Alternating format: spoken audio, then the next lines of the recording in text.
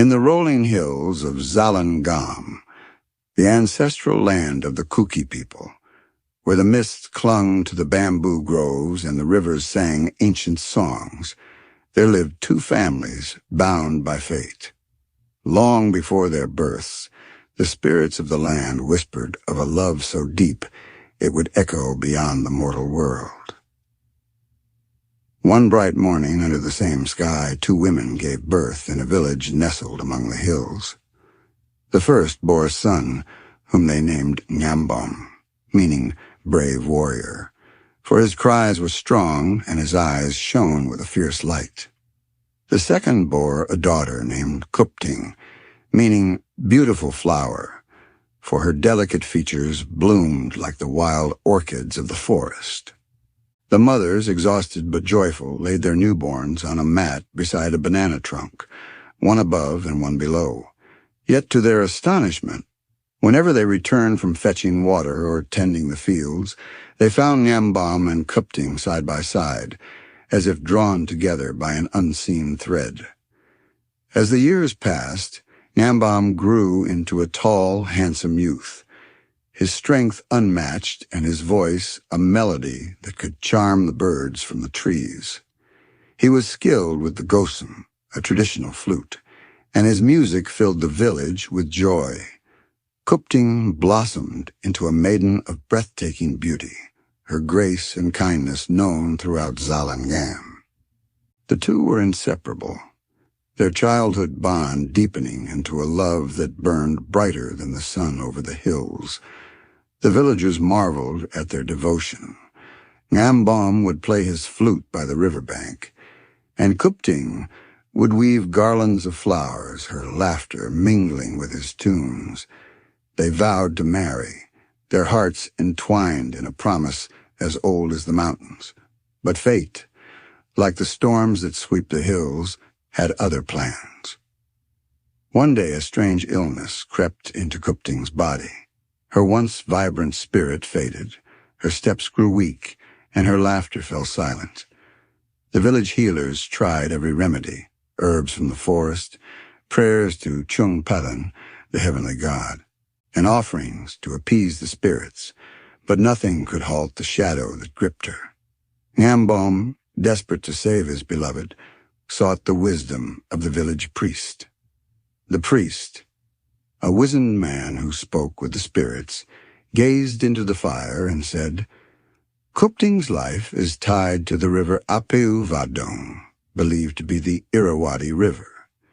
Take a strand of her hair, bind it with koigip, sacred resin, and tie it to a stone in the river's heart. The flowing water may wash away her sickness." Ngambom obeyed without hesitation. He gently cut a lock of Khupting's dark hair, mixed it with koigip, and journeyed to the mighty Apeu Vadong. There he waded into the current, placed the hair on a great stone, and secured it with a prayer. For days he returned to the river, watching the water rush over the stone, hoping for a miracle. Khupting seemed to rally briefly, a faint smile returning to her lips, and Ngambom's heart soared with hope. But the hills are fickle, and the spirits unpredictable. One night a fierce storm descended upon Zalangam. Thunder roared, lightning split the sky, and the river swelled into a raging torrent.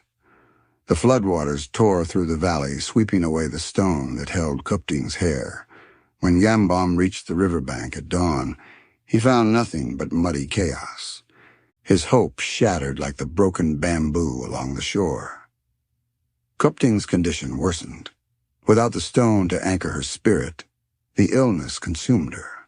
Ngambom stayed by her side, holding her frail hand, singing the songs they once shared. As the moon rose one fateful night, Khupting looked into his eyes and whispered, "Do not grieve too long, my love. We will meet again where the rivers never dry." With those words she slipped away, leaving Ngambom and the village in a sea of sorrow.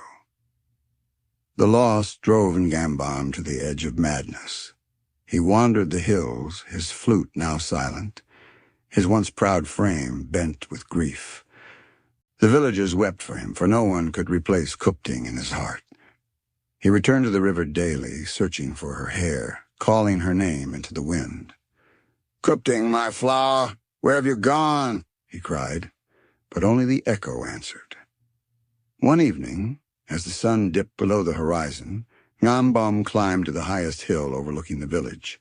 There he sat beneath a great banyan tree and gazed at the stars. Exhaustion overcame him, and he fell into a deep sleep. In his dreams, Khupting appeared, radiant and whole, standing in a land where the rivers flowed with light and the bamboo never withered. She reached for him, her voice a melody. "Come, Ngambom. Our love is not lost. It waits beyond this world." When the villagers found Ngambom the next morning, he was gone, his body still beneath the banyan tree, a faint smile on his lips.